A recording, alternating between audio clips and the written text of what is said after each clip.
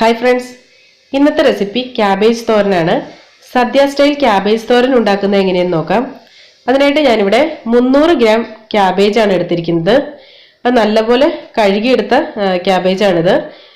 ഇനി ഇതിന്റെ ആ ഒരു നടുക്കുള്ള ഈ പാർട്ടിൽ ഒരുപാട് വെള്ളമുള്ള ഒരു ഇതാണത്. അപ്പോൾ അത് ആ ഭാഗം എടുക്കണ്ട നമുക്ക്.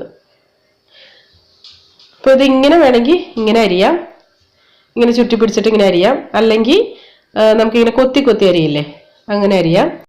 അപ്പോൾ ഈ ക്യാബേജ് എളുപ്പത്തിൽ അരിഞ്ഞെടുക്കുന്നതിന് വേണ്ടിയിട്ട് ഞാനിത് മിക്സിയിലിട്ടാണ് അരിഞ്ഞെടുക്കുന്നത്.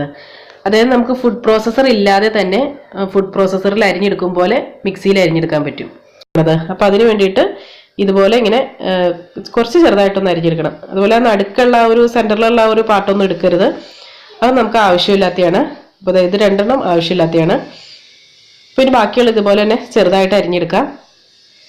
എന്നിട്ട് അത് മിക്സിയുടെ ജാറിലിട്ട് ഇട്ട് കൊടുക്കാം. ഒരു ജാറിന്റെ പകുതി ഭാഗം മാത്രമാണ് ഇട്ട് കൊടുക്കാമുള്ളൂ. മിക്സി ഹൈ സ്പീഡിലിട്ട് ഇങ്ങനെ അരിഞ്ഞെടുക്കരുത്, പൾസ് ചെയ്ത് വേണം എടുക്കാനായിട്ട്. ഇതങ്ങനെ ക്യാബേജ് നല്ല പൊടിയായിട്ട് സെക്കൻഡുകൾക്കുള്ളിൽ തന്നെ അരിഞ്ഞെടുക്കാൻ പറ്റും. ഇനി ഒരു ക്യാരറ്റും ഇതുപോലെ തന്നെ അരിഞ്ഞെടുക്കാം. അപ്പോൾ ക്യാരറ്റ് തൊലി കളഞ്ഞ് കഴുകിയെടുത്താണ്. ഇതുപോലെ വട്ടത്തിലൊന്ന് അരിഞ്ഞെടുത്തിട്ടുണ്ട്. ഇനി ഇതുപോലെ തന്നെ മിക്സിയുടെ ജാറിലിട്ട് ഇട്ട് കൊടുത്ത് ഇതുപോലെ പൊടിയായിട്ട് അരിഞ്ഞെടുത്തിട്ടുണ്ട്. ഇനി ഈ ക്യാരറ്റും കൂടെ ഈ ക്യാബേജിലിട്ട് ഇട്ട് കൊടുക്കാം. അപ്പോൾ ക്യാരറ്റ് ഒരു 50 ഗ്രാമാണ് ഇട്ട് എടുത്തിട്ടുള്ളൂ, ഒരു ചെറിയ ക്യാരറ്റ് എടുത്തിരിക്കുന്നത്. അപ്പോൾ ഇനി ഇതിനകത്തേക്ക് തേങ്ങ ഇട്ട് കൊടുക്കാം. തേങ്ങ ഒരു 3/4 കപ്പ് തേങ്ങയാണ് ഇട്ട് കൊടുത്തത്. 3/4 കപ്പ് എന്ന് പറഞ്ഞാൽ ഒരു 3 പിടി തേങ്ങയാണ് ഇട്ട് കൊടുത്തത്. ഇനി ഇതിലേക്ക് വേണ്ടത് ഉള്ളി ഒരു 8 ചുവന്നുള്ളി എടുത്തിട്ടുണ്ട്, ഒരു വെളുത്തുള്ളി എടുത്തിട്ടുണ്ട്, പിന്നെ ഒരു 3 പച്ചമുളകും. അപ്പോൾ ഇതുപോലെ നീളത്തിൽ ഇങ്ങനെ അരിഞ്ഞെടുക്കാം. അപ്പോൾ ഈ വെളുത്തുള്ളിക്ക് പകരം ചില സ്ഥലങ്ങളിലൊക്കെ ഇഞ്ചി ചേർക്കാറുണ്ട് കേട്ടോ. ചുവന്നുള്ളിക്ക് പകരമായിട്ട് നമുക്ക് വേണമെങ്കിൽ സവോള ഉപയോഗിക്കാം. പക്ഷെ എപ്പോഴും ടേസ്റ്റ് എന്ന് പറഞ്ഞത് ഈ ചുവന്നുള്ളി ഇട്ട ക്യാബേജ് തോരനായിരിക്കും. അപ്പോൾ അതായത് എല്ലാം അരിഞ്ഞത് ഇതുപോലെ ഇട്ട് കൊടുത്തിട്ടുണ്ട്. ഇനി ഇതിലേക്ക് കുറച്ച് കറിവേപ്പില കൂടി ഇട്ട് കൊടുക്കാം. പിന്നെ ഒരു 1/4 ടീസ്പൂൺ മഞ്ഞൾപ്പൊടി, ഒരു 1/2 ടീസ്പൂൺ ഉപ്പ്. ഇതെല്ലാം കൂടെ നന്നായിട്ടൊന്ന് മിക്സ് ചെയ്തെടുക്കണം. എന്നിട്ട് ഇതൊരു 5 മിനിറ്റ് നേരത്തേക്ക് ഇങ്ങനെ തട്ടിപ്പൊത്തി വെച്ചേക്കണം. അപ്പോൾ ഇനി ഇത് നമുക്ക് ഉണ്ടാക്കാൻ തുടങ്ങാം. അതിനായിട്ട് ഒരു പാൻ സ്റ്റൗവിൽ വെച്ചിട്ടുണ്ട്. പാൻ നല്ലപോലെ ചൂടായി കഴിയുമ്പോൾ അതിലേക്ക് 2 ടേബിൾ സ്പൂൺ വെളിച്ചെണ്ണ ഒഴിച്ചു കൊടുക്കാം. അപ്പോൾ ഇതൊരു നാടൻ ഫുഡ് ആയതുകൊണ്ട് തന്നെ വെളിച്ചെണ്ണ ഉപയോഗിക്കുന്നതാണ് നല്ലത്. അതായത് ഇപ്പോൾ വെളിച്ചെണ്ണ നല്ലപോലെ ചൂടായിട്ടുണ്ട്. ഇനി ഇതിലേക്ക് ഒരു ടീസ്പൂൺ കടുക് ഇട്ട് കൊടുക്കാം. അതായത് ഇപ്പോൾ കടുക് പൊട്ടി വന്നിട്ടുണ്ട്. ഇനി ഇതിലേക്ക് 1 ടീസ്പൂൺ ഉഴുന്ന് പരിപ്പ് ഇട്ട് കൊടുക്കാം. ഉഴുന്നല്ലാട്ടോ, ഉഴുന്ന് പരിപ്പാണ്. ഇനി ഇതിലേക്ക് 2 ഉണക്കമുളക് ഇട്ട് കൊടുക്കാം. ഒന്ന് കീറിയിട്ടാണ് ഇട്ട് കൊടുത്തത്. ഇനി ഇതിലേക്ക് കുറച്ച് കറിവേപ്പില കൂടി ഇട്ട് കൊടുത്തിട്ടുണ്ട്.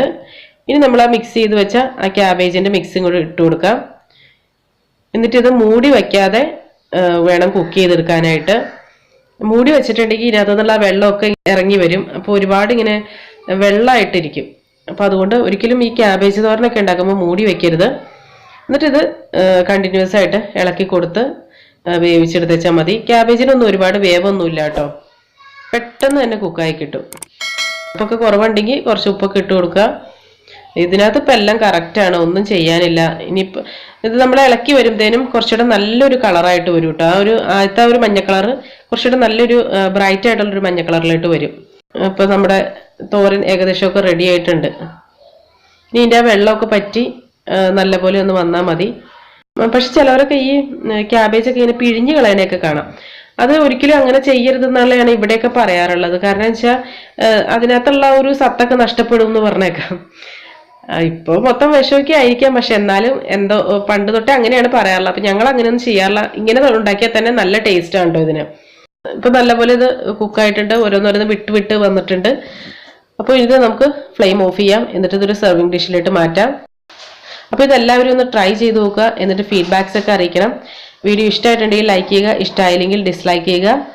നിങ്ങളുടെ അഭിപ്രായങ്ങളും നിർദ്ദേശങ്ങളും ഒക്കെ കമൻസിലൂടെ അറിയിക്കുക.